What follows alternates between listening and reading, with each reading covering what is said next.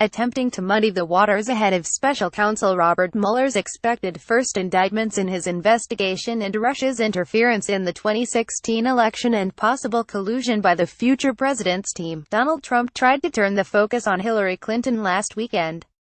Trump attacked his former election rival's reported role in paying for research that led to the Steele dossier on links between Trump and Russia, her supposed contribution much less plausible to a deal that allowed the Russian Nuclear Energy Agency to acquire a controlling stake in a Canadian company mining U.S. uranium, and other past Clinton controversies. "Do something," he cried. The president did take time out to resume his occasional role as a TV and theater critic, bashing left-wing filmmaker Michael Moore for his recent Broadway show, which Trump called a total bomb. But in a rare show of self-awareness, the president conceded that sending that tweet was not at all presidential. Baby steps. Also, a cyclist gave him the finger. Monday. Paul Manafort outside court on Monday. Photograph Brendan Smielowski. FPGT images on Monday. Mueller's first charges were announced as expected: money laundering accusations against Trump's former campaign manager Paul Manafort and associate Rick Gates, but also a guilty plea from ex-foreign policy advisor George Papadopoulos, who lied to investigators about attempts to arrange a meeting between Trump and Vladimir Putin. It's hard to say which case is more damaging to Trump.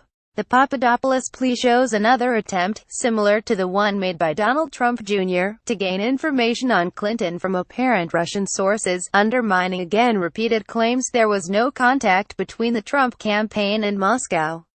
But the Manafort charges shows that Mueller is ranging far and wide in his investigation and is happy to prosecute financial crimes only tangentially related to Russianing.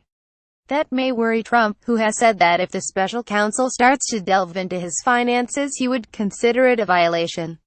Meanwhile, Chief of Staff John Kelly attempted to outdo his boss in inflammatory race baiting, claiming a lack of ability to compromise led to the Civil War and saying it was wrong to take what is today accepted as right and wrong and go back and apply it back then.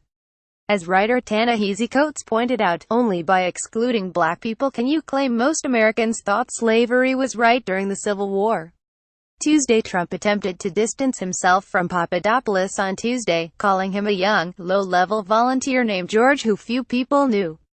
Leaving aside the suspicion that Trump had gone out of his way to avoid trying to spell Papadopoulos' surname, his main point was somewhat belied by an interview with The Washington Post in March 2016 in which he called the advisor an excellent guy, and a picture he posted on Instagram captioned "Meeting with my national security team," in which Papadopoulos can be seen 4 seats to his right.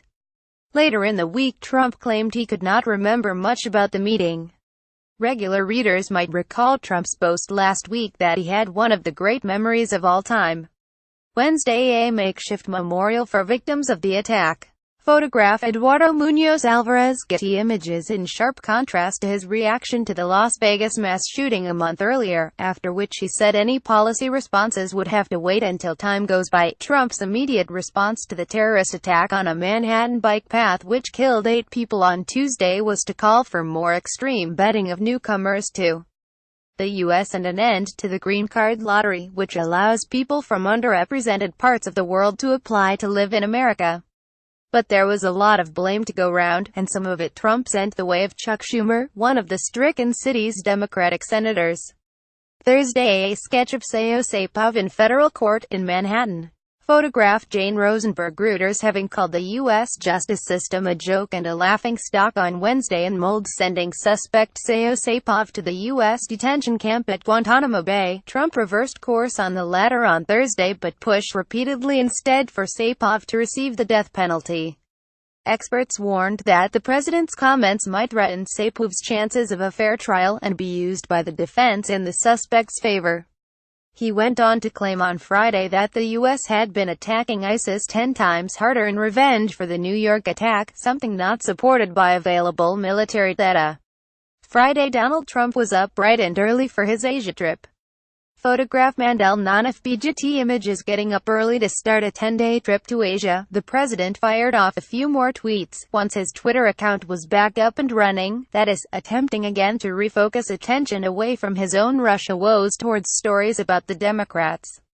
Seizing upon claims in a new book by former acting chair of the Democratic National Committee Donna Brazile that the Democratic primary process favored Clinton over Bernie Sanders, Trump called for the Justice Department and FBI to investigate and noted, "I always felt I would be running and winning against Bernie Sanders, not crooked without cheating. I was right.